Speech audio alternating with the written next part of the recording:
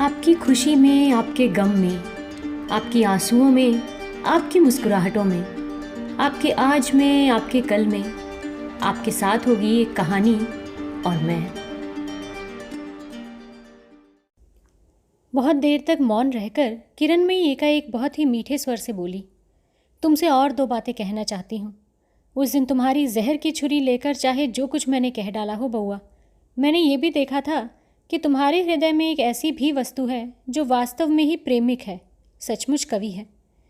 इस वस्तु को यदि तुम नष्ट न करना चाहो तो दूसरों को अपराधी बनाने के सुख से अपने को ही वंचित करना होगा। इस बात को कभी मत भूल जाना कि कवि विचारक नहीं है। नीति शास्त्र के मत के साथ यदि तुम्हारा मत अक्षर अक्षर न भी मिले तो उससे तुम लज्जित मत होना। मैं जानती हूँ मनुष्य दूसरे की असमर्थता और अपराध को एक ही तराजू पर तोलकर दंड देता है, लेकिन उनके बटकरे उधार लाने से तुम्हारा काम न चलेगा। तुमने बार बार गोविंदलाल का उल्लेख किया था। वही गोविंदलाल कितनी बड़ी शक्ति के सामने परास्त होकर सर्वस्व त्याग कर चला गया था। इस संसार में जिसने भी केवल बुरे और भले का विचार करने का भार लिया है, ये प्रश्न उनका नहीं है, ये प्रश्न तुम्हारा है।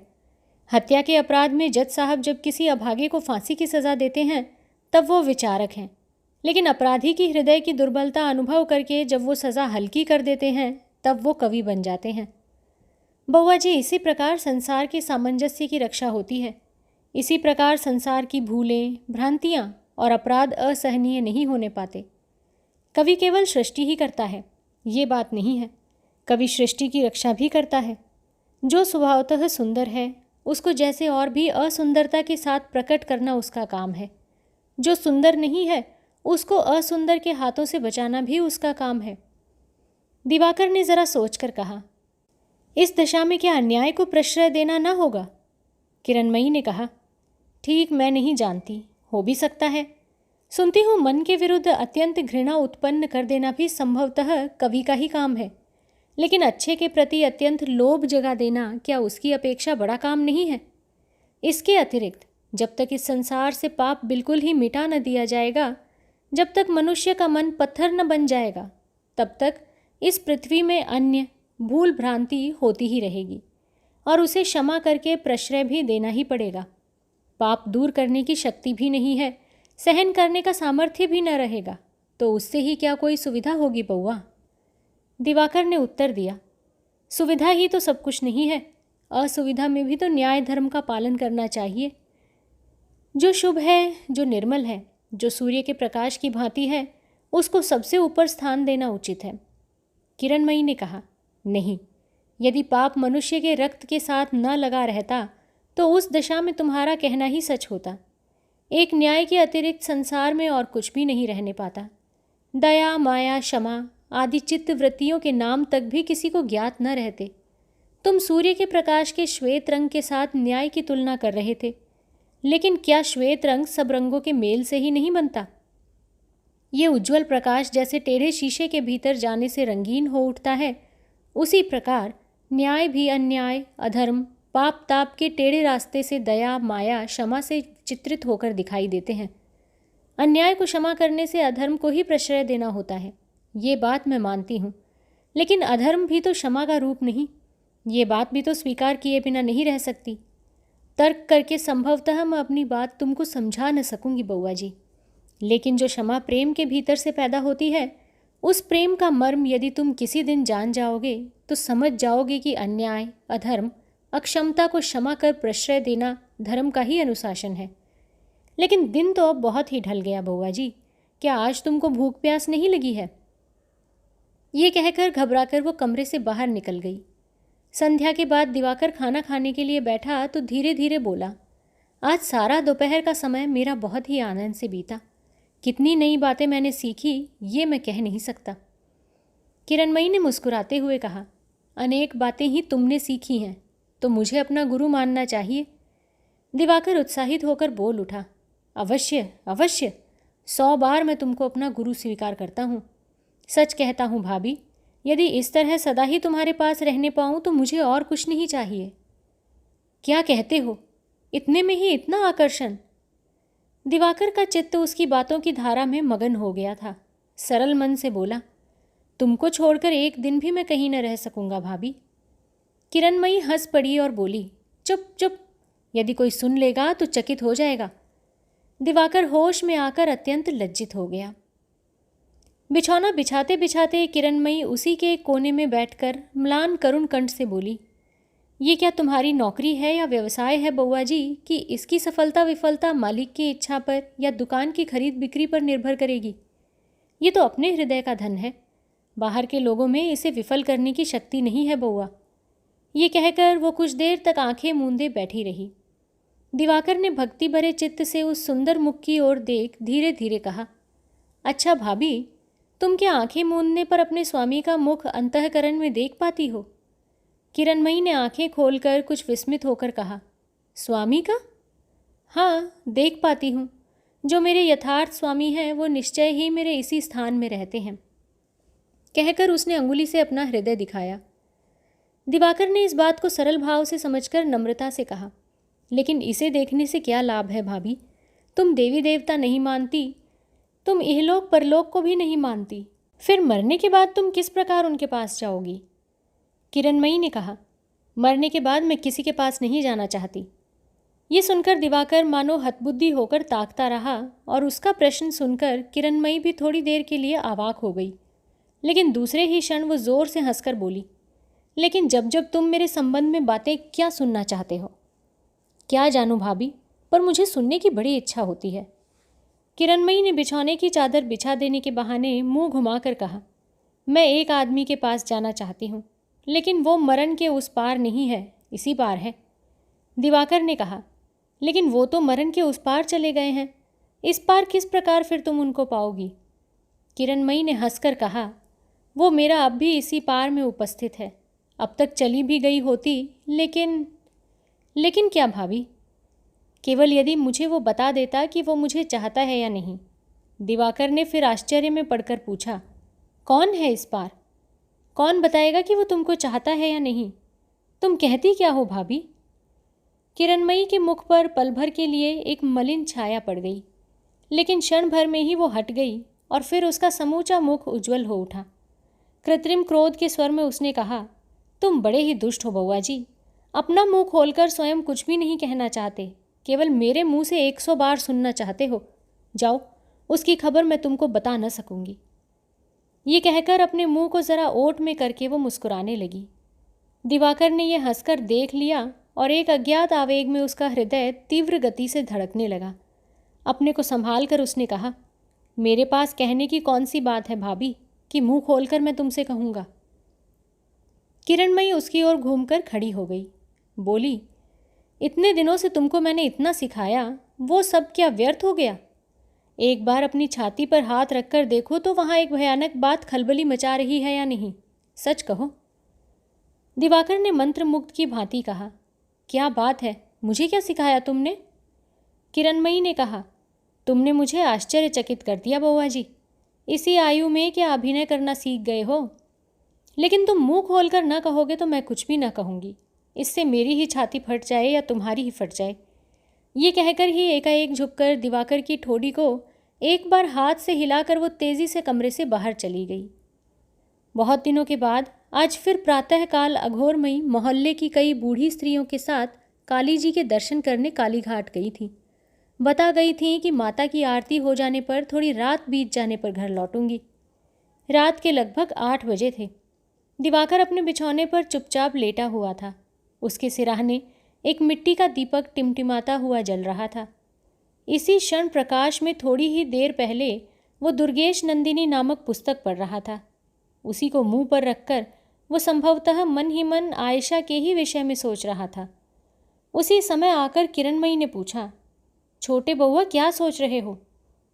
दिवाकर ने मुंह पर से उस पुस्तक को बिना हटाए ही कहा, कुछ नहीं, सिर में बहुत दर्द है।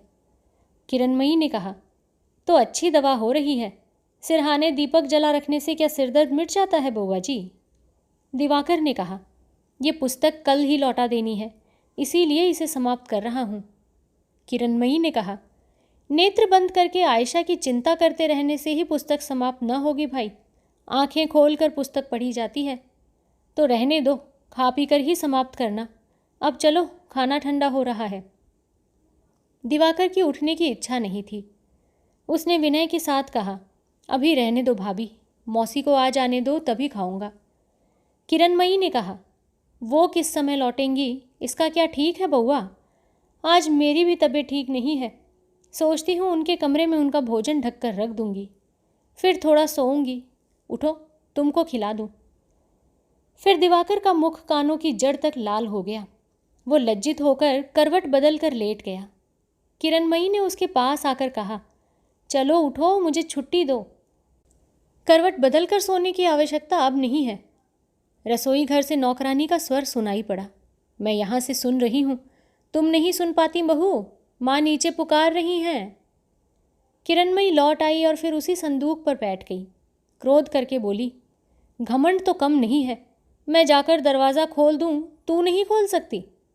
मेरे हाथ खाली नहीं हैं, इसी से कहना पड़ा है बहू। ये कहकर नौकरानी बड़बड़ाती हुई शीघ्रता से नीचे चली गई। दरवाज़ा खोलते ही अघोरमयी झिझक कर बोल उठी, तुम दोनों के कान क्या एकदम बहरे हो गए हैं? आध घंटे से किवाड़ का कुंडा बजा रही हूँ। इस बार नौकरानी भी गरज उठी, बोली, अंधी बहरी न होती तो क्या तुम्हारे घर नौकरी करने आती माँ जी? अब तुम किसी आँख कान वाली को रख लो, मुझे जवाब दे दो। रसोई घर से मैं सदर दरवाजे की पुकार न सुन पाऊंगी। अघोरमयी ने कोमल होकर कहा, बहू कहाँ है?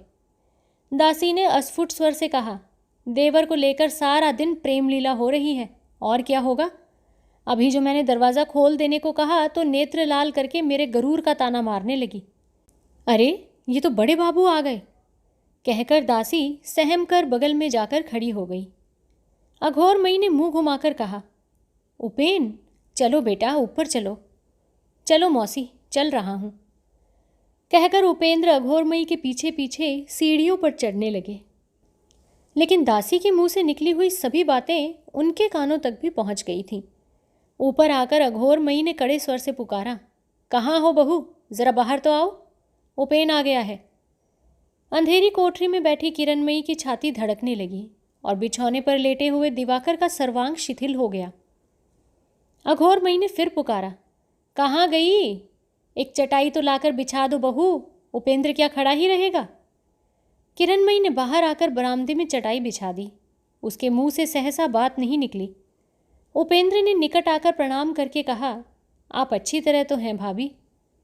किरणमयी ने अपने को संभाल लिया, गर्दन हिलाकर कहा, हाँ, तुम कैसे हो बउआ जी? बहू अच्छी तरह है ना? खबर न देकर इस प्रकार अचानक कैसे आ गए? लेकिन किरणमयी का कंठ स्वर सुनकर उपेंद्र आश्चर्य में पड़ गए। गले में मानो कहीं रस का लेश मात्र भी न था, बिल्कुल ही सूखा और नीरस था। उपेंद्र ने कहा, मुवक्किल के पैसों से यह आना हुआ है भाभी, फिर कल तीसरे पहर ही मुझे लौट जाना पड़ेगा। कालीघाट का काम समाप्त करके बाहर निकलते ही मैंने मौसी को देखा, तब से साथ ही साथ हूँ। दिवाकर की खबर क्या है बताइए तो? बाहर गया है क्या? किरणमयी ने कहा, सिर में दर्द है इसलिए लेटे हुए हैं, क्या मालूम संभवतः सो गए हैं। अघोरमयी का स्वभाव अच्छा नहीं था। यूं तो बहू का दोष दिखाने का अवसर पाते ही वो उसे कभी छोड़ती नहीं थी। उस पर से दिवाकर पर भी उनका चित्त प्रसन्न न था। सवेरे उसको अपने साथ लेकर उन्होंने कालीघाट जाना चाहा था, लेकिन काम का बहाना करके दिवाकर ने अस्वीकार कर दिया। तीखे स्वर से बोली, अभी तो तुम उसके कमरे से निकली हो बहू, वो सो गया है या नहीं ये भी तुम नहीं जानती? नहीं जानती, कहकर किरणमयी ने सास पर एक विष भरी दृष्टि डाल दी। उपेंद्र ने ऊंचे स्वर से पुकारा, दिवाकर। कोई आहट नहीं मिली। फिर उन्होंने पुकारा, दिवाकर सो गया है क्या? वो जाग ही रहा था, इस प्रकार की उपेक्षा न कर सका। आता हूँ, ये कहकर धीरे धीरे बाहर आ खड़ा हुआ। प्रणाम करके अस्पष्ट स्वर से पूछा, तुम कब आ गए छोटे भैया? सवेरे। तेरे सिर में दर्द है क्या? हाँ, बहुत साधारण सा। अघोरमयी ने क्रोध करके कहा, सिर में दर्द होगा नहीं बेटा, पहले तो कुछ इधर उधर घूम फिर भी आते थे, अब तो तुम घर से एकदम ही बाहर नहीं निकलते। सवेरे मैंने कहा मेरे साथ ज़रा कालीघाट चलो तो बेटा, तुमने जवाब दिया, नहीं मौसी मुझे काम है। तुमको कौन काम था बताओ तो? दिवाकर चुपचाप खड़ा रहा। उपेंद्र ने पूछा, चिट्ठी पत्री लिखना तूने बंद कर दिया है, किसी कॉलेज में भर्ती हुआ? दिवाकर ने मीठे स्वर से कहा, कॉलेज खुलते ही भर्ती हो जाऊंगा भैया, अभी तक नाम नहीं लिखवाया है। ये सुनकर उपेंद्र के दोनों नेत्र अंगारे की तरह जलने लगे। बोले, कॉलेज खुले 16-17 दिनों से अधिक हो गए हैं, तुझे संभवतः ये भी जानकारी नहीं है। दिवाकर का चेहरा कागज जैसा सफ़ेद पड़ गया। वो काठ की मूर्ति की भांति खड़ा रहा। अघोरमयी अत्यंत क्रुद्ध होकर कहने लगी, उसको खबर कैसे होगी उपेन? इन दोनों में दिन रात न जाने क्या हंसी खेल कानाफूसी गपशप होती रहती है। इसे ये ही लोग जानते हैं। मैं बार बार कहती हूँ बहू, पराया लड़का है, लिखने पढ़ने के लिए यहाँ आया है, उसके साथ आठों पहर इतना मिलना जुलना किस लिए? भले ही देवर है, जवान देवर के साथ कुछ लाज शर्म भी करनी चाहिए, लेकिन कौन किसकी सुनता है। उपेंद्र की ओर देखकर बोली, तू यहाँ बैठा है उपेन, इसलिए नहीं तो अब तक आकर मेरा झोटा मुट्ठी में पकड़ लेती। ये मेरी बहू ऐसी ही लक्ष्मी है। मैं शपथ पूर्वक कह सकती हूँ उपेन, सब दोष इसी मुँहजली का है। किरणमयी चुपचाप निकट ही खड़ी थी। एक बात का भी उसने उत्तर नहीं दिया। धीरे धीरे वो रसोई घर की ओर चली गई। अघोरमयी ने उसी प्रकार क्रुद्ध स्वर में कहा, अजी ये बड़े आदमी की लड़की है ना, मेरे लड़के ने दिन भर खाया नहीं है, कुछ खाने पीने का प्रबंध करोगी? इस प्रकार चले जाने से तो काम न चलेगा। किरणमयी लौटकर खड़ी हो गई, फिर स्वाभाविक स्वर से बोली, इसी के लिए जा रही हूँ माँ। उपेंद्र को लक्ष्य करके कहा, भाग मत जाना बउआ, मुझे कुछ पूड़ियाँ बना लाने में 10 मिनट से अधिक समय न लगेगा। स्तब्ध मूर्छित प्राय दिवाकर से उसने कहा, छोटे बउआ चलो तुमको वहीं खाने को दे दूँ, रसोई घर में चलो। माँ दासी को क्या दुकान पर ज़रा भेज दूँ बउआ जी के लिए कुछ मिठाई खरीद लाए? अघोरमयी या उपेंद्र कोई भी उसकी बातों का उत्तर न दे सके। इस बहू के अपरिमित संयम और असीम अहंकार ने मानो एक ही साथ बुद्धि के परे होकर कुछ देर के लिए इन दोनों को मानो निर्वाक वज्राहत सा बना दिया था। लगभग 1 घंटे तक बातचीत करके अघोरमयी संध्या वंदना और माला जपने के लिए चली गई। किरणमयी ने निकट आकर कहा, मैंने अपने कमरे में तुम्हारा खाना परोस रखा है बउआ, उठो। उपेंद्र चुपचाप उठकर आसन पर जा बैठे। किरणमयी पास ही भूमि पर बैठ गई। बोली, आज थोड़ा बहुत जो कुछ है इसी से खा पी लो बउआ जी, और अधिक वस्तुएं पकाने में व्यर्थ में बड़ी रात हो जाती। उपेंद्र ने मुंह ऊपर उठाकर देखा। दीपक के क्षीण प्रकाश में उनका चेहरा पत्थर की भांति कठोर दिखाई पड़ रहा था। भोजन की थाली को एक ओर ठेलकर वो बोले, भाभी खाने के लिए इतना ही यथेष्ट है, लेकिन मैं खाने के लिए नहीं आया हूँ, आपके साथ एकांत में 2 बातें करने आया हूँ। किरणमयी ने कहा, ये तो मेरा अहोभाग्य है, लेकिन खाओगे क्यों नहीं? उपेंद्र पल भर टकटकी बांधे निहारते रहे। उनका कठोर मुख मानो और भी कठोर दिखाई पड़ने लगा। उन्होंने कहा, आपका छुआ खाने में मुझे घृणा हो रही है। किरणमयी चुपचाप गर्दन झुकाए बैठी रही। बड़ी देर बाद मुंह ऊपर उठाकर वो धीरे धीरे बोली, तो इस दशा में खाने की आवश्यकता नहीं है। ये कहकर उसने फिर सिर झुका लिया। बाद को फिर मुंह ऊपर उठाकर ज़रा हंस पड़ी। बोली, घृणा होने की तो बात ही है, लेकिन तुम्हारे मुंह से ऐसी बात सुनूंगी ऐसा मैंने कभी विचार नहीं किया था। केवल एक ही मनुष्य ऐसा था जो घृणा से थाली ठेल सकता था, वो है सतीश, तुम नहीं बउआ। उपेंद्र क्रोध से, घृणा से, आश्चर्य से आवाक होकर देखने लगे। किरणमयी उसी प्रकार शांत कठोर भाव से कहने लगी, तुम्हारा क्रोध कहो, तुम्हारी घृणा कहो, सभी तो दिवाकर के लिए है ना बउआ जी, लेकिन विधवा के लिए जैसा वो है वैसे ही तो तुम हो। उसके साथ मेरा संबंध कहाँ तक कैसा जा पहुँचा है ये तो तुम लोगों का केवल अनुमान मात्र है, लेकिन उस दिन जबकि अपने ही मुंह से मैंने तुम्हारे प्रति अपना अनुराग प्रकट कर दिया था, उस दिन तो मेरी दी हुई भोजन की थाली इस प्रकार घृणा से तुमने हटा नहीं दी थी। अपनी बात होने से क्या कुल्टा स्त्री के हाथ की मिठाई में प्रेम की मिठास अधिक मिलती है बउआ? उपेंद्र ने अंदर के न दबाने योग्य अपने क्रोध को बलपूर्वक रोक कर कहा, भाभी आपको स्मरण दिला देता हूँ कि आज भी मेरी सुरबाला जीवित है। वो कहती है, मुझे जो एक बार स्नेह करता है उसकी मजाल नहीं कि फिर किसी दूसरे को स्नेह करे। मैंने केवल इसी भरोसे पर दिवाकर को आपके हाथों सौंप दिया था। मैंने सोचा था कि इन विषयों में सुरबाला से कभी भूल नहीं होती। बात समाप्त भी नहीं हुई थी कि किरणमयी ने अकस्मात अपने दोनों हाथ ऊपर उठाकर कहा, ठहरो बउआ, उससे भूल हुई है। तुमसे नहीं हुई है। इस बात पर तुमने कैसे संशय छोड़कर विश्वास कर लिया? उपेंद्र एकाएक उठ खड़े हुए। बोले, रात बीतती जा रही है, तर्क करने का समय मेरे पास नहीं है भाभी। मैं आपको पहचानता हूँ, लेकिन इस बात को आप निश्चित रूप से जान लीजिए कि आप किसी को प्यार न कर सकेंगी। वो सामर्थ्य ही आप में नहीं है। आप केवल सर्वनाश ही करेंगी। छी छी। अंत में दिवाकर को। घृणा से उनका गला रुंध गया, लेकिन सामने ताक कर देखा, किरणमयी का समूचा चेहरा बदरंग हो गया है, मानो किसी ने उसकी छाती के ठीक बीच में गोली मार दी हो। दरवाजे के बाहर से अघोरमयी ने पूछा, तुम्हारा खाना हो चुका बेटा उपेन? नहीं मौसी, खाया नहीं, तबीयत ठीक नहीं है। तबीयत ठीक नहीं है? ये क्या है रे? तो आज फिर यहीं सो जा, अब मत जा बेटा। नहीं मौसी, मुझे जाना ही होगा, कहकर उपेंद्र बाहर चले आए। दिवाकर के कमरे के सामने आकर उन्होंने पुकारा, दिवाकर दीपक बुझाकर लेटा हुआ था। उसके हृदय की बात केवल अंतर्यामी ही जान रहे थे। अस्पष्ट शब्दों से हाँ कहकर कांपते पैरों से वो बाहर आकर खड़ा हुआ।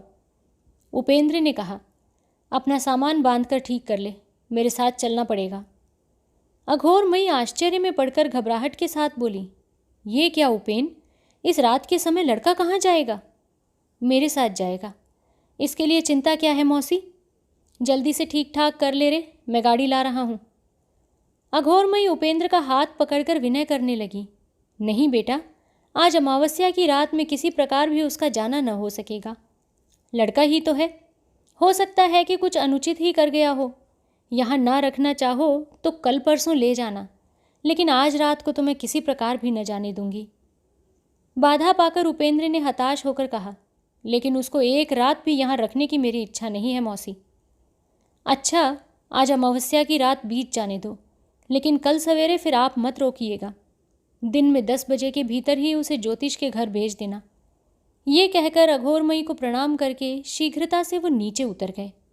मुख्य द्वार के निकट अंधेरे में पीछे से उनकी चादर को किसी ने खींचा। मुंह फेर कर देखते ही किरणमयी ने झुककर उनके दोनों पांव पकड़ लिए। कहा, मेरी छाती फटती जा रही है बउआ, सब झूठी बातें हैं। छी, तुम मुझे ऐसी नीच समझ रहे हो। चुप रहिए, बहुत अभिनय आप कर चुकी हैं, अब और नहीं, कहकर उपेंद्र ने अत्यंत घृणा के साथ उसके माथे को जोर से धकेल दिया। धकेलने के साथ ही पैरों को छोड़कर वो एक ओर झुककर गिर पड़ी। नास्तिक, अपवित्र, निर्लज्ज, कहकर उपेंद्र उसकी ओर तनिक भी न देखकर शीघ्रता से बाहर चले गए। किरणमयी फौरन उठ बैठी। संभवतः उसने चिल्लाकर कुछ कहना चाहा, लेकिन उसके गले से आवाज़ नहीं निकली, केवल खुले दरवाजे की ओर निहारती रही और नेत्रों से मानो आग की चिंगारियां निकलने लगीं। बहुत दिन पूर्व ठीक इसी स्थान पर खड़ी रहने पर उसके दोनों नेत्रों से ऐसी ही उन्मत्त दृष्टि, ऐसी ही प्रज्वलित वही शिखा दिखाई पड़ी थी जिस दिन सतीश के साथ उपेंद्र पहले पहल यहाँ आकर बाहर निकले थे। फिर आज अंतिम विदाई के दिन भी उसी के विरुद्ध उन्हीं दोनों आंखों में उसी तरह आग जलने लगी। अरे बहू, तुम इस तरह क्यों बैठी हो? तू क्या घर जा रही है? कहकर किरणमयी हड़बड़ाकर उठ खड़ी हुई और दासी का हाथ पकड़कर बोली, ज़रा मेरे कमरे में चल तो, तुझसे 2 बातें कर लूँ। ये कहकर वो उसे बलपूर्वक अपने कमरे में खींच ले आई और चिराग तेज करके उसने बक्सा खोलकर उसमें से चांदी के 2 मोटे मोटे कड़े निकालकर दासी के हाथ में दे दिए और कहा, तेरी लड़की के लिए पहनने को दे रही हूँ। नहीं नहीं, मेरे सिर की कसम, तुझे लेना ही पड़ेगा। संभवतः फिर कभी भेंट न हो। ये कहते कहते उसकी आंखों से झरझर आंसू बहने लगे। ये कैसी बात बहू? कहकर दासी विभल दृष्टि से निहारती रही। किरणमयी ने आंखें पोंछते पोंछते कहा, तेरे अतिरिक्त मेरा अपना कोई नहीं है, तू मुझे यहाँ से बचा, यहाँ रहने से मेरी छाती फट जाएगी। दासी ने चुपचाप किरणमयी को सिर से पैर तक ध्यान से देखकर कहा, मैं सब समझती हूँ बहू, मैं भी तो औरत ही हूँ। मेरे मर्द ने जिस दिन पोखरे के घाट पर रोककर कहा था, अब मैं जाता हूँ मुक्ता, संभवतः फिर भेंट न होगी, तब मैंने भी तो उसके पैरों पर गिरकर रोककर कहा था, मुझे अपने साथ ले चलो, छोड़कर चले जाने से मेरी छाती फट जाएगी। शायद कल सवेरे ही छोटे बाबू जाने वाले हैं। किरणमयी ने कहा, हाँ, लेकिन कलकत्ता में अब हमारा रहना न हो सकेगा। कहाँ जाएं? बता तो भला।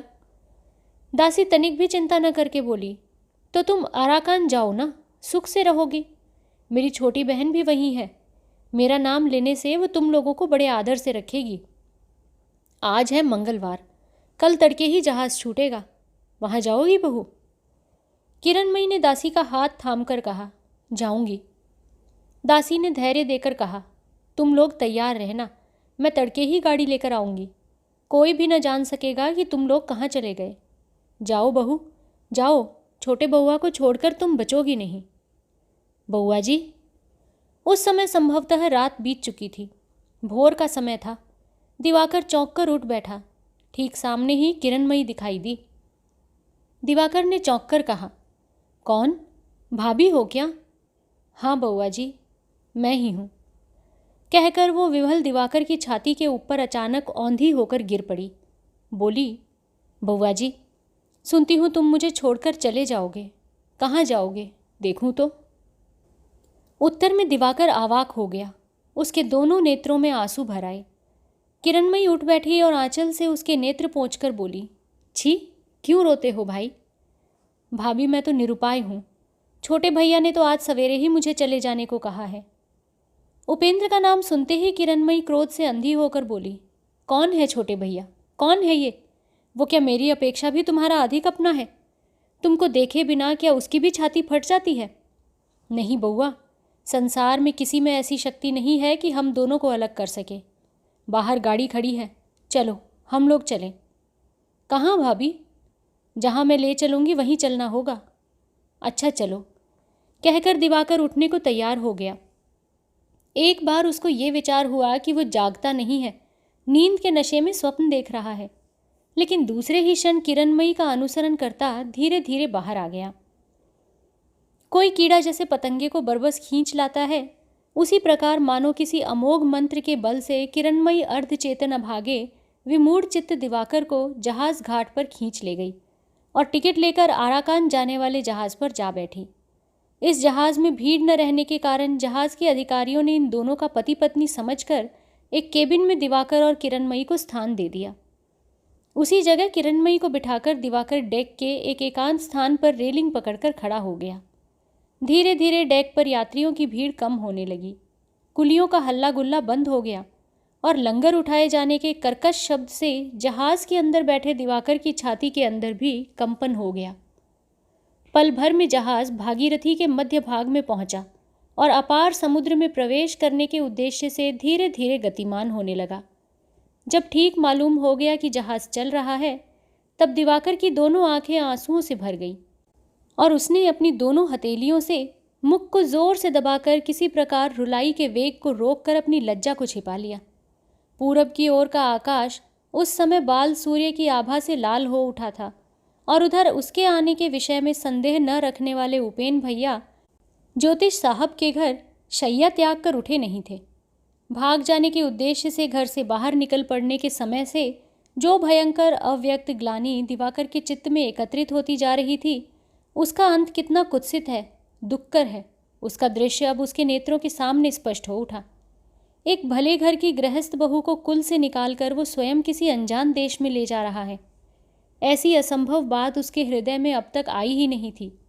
अपनी शिक्षा, अपने संस्कार, चरित्र, स्कूल, कॉलेज, देश, मित्र और सर्वोपरि अपने उपेन भैया, सभी से वो किस प्रकार निर्मम भाव से विच्छिन्न होता जा रहा है, इस बात को वो उसी समय स्पष्ट रूप से समझ गया। अपने उपेन दादा के लिए वो आज एक बालक मात्र है।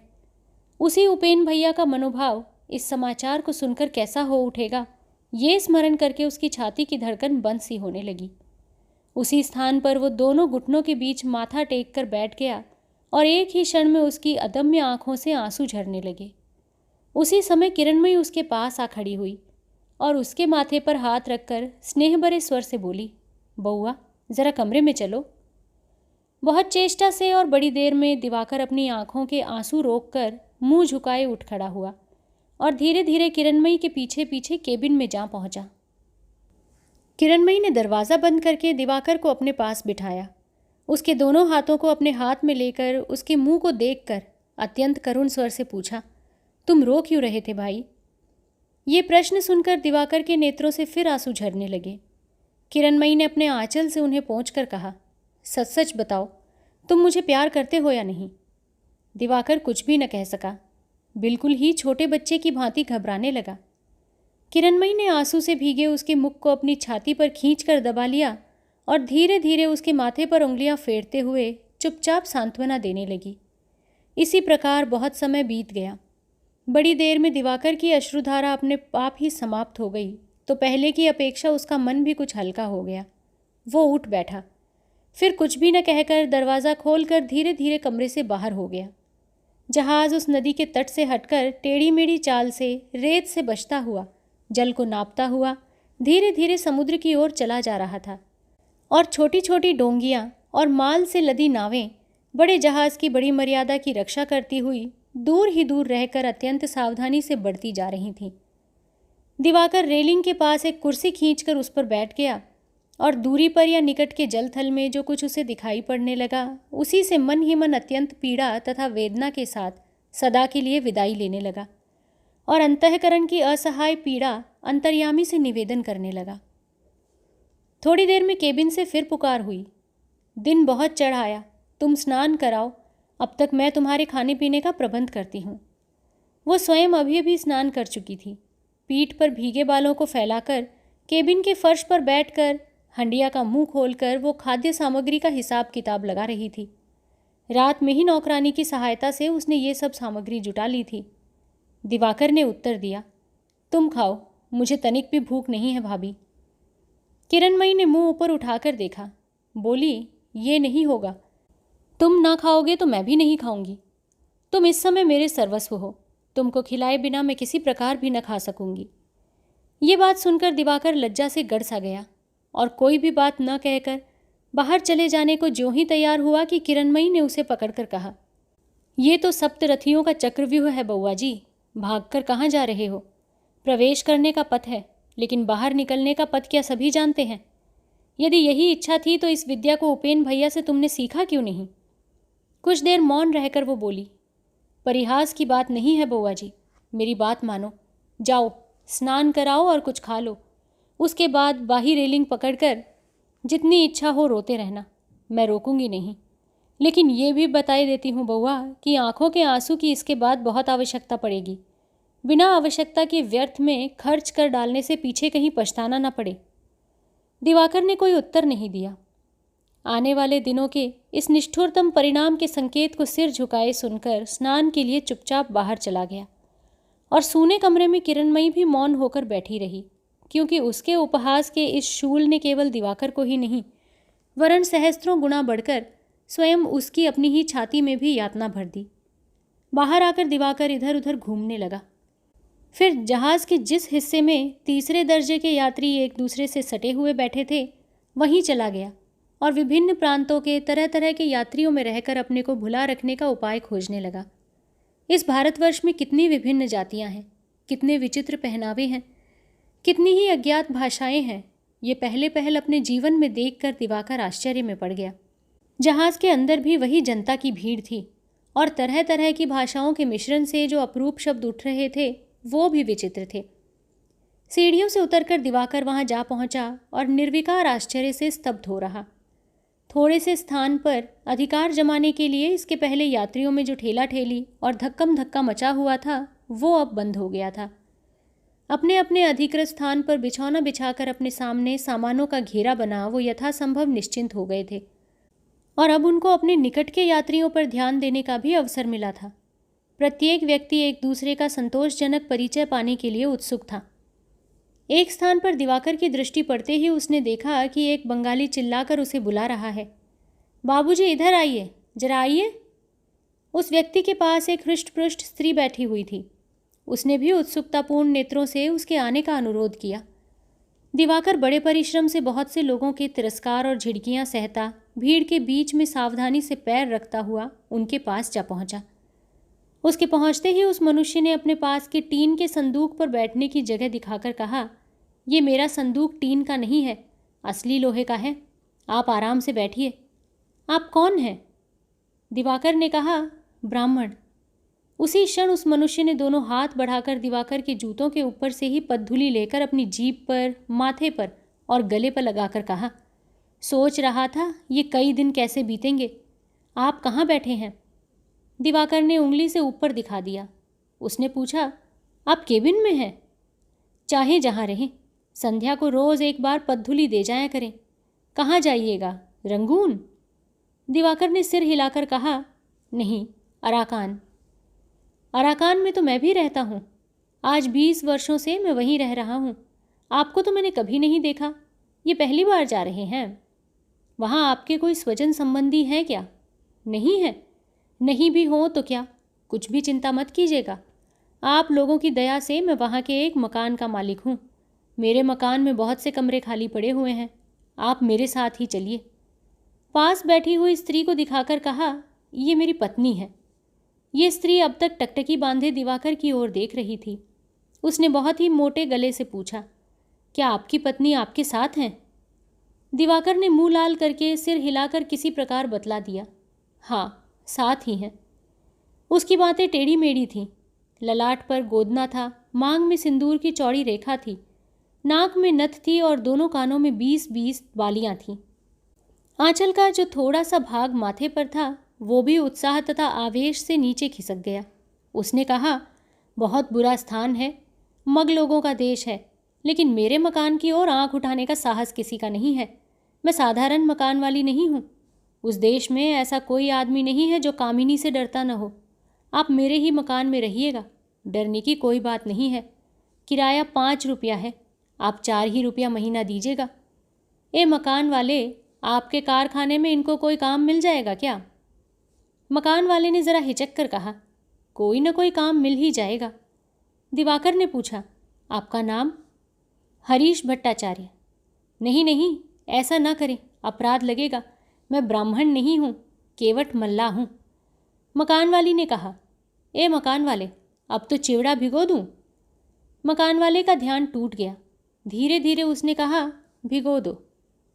दुनियादारी से अनजान दिवाकर ने इस संकेत का अर्थ अब समझ लिया। वो उठ खड़ा हुआ, बोला, मैं अब जा रहा हूँ, फिर आऊँगा।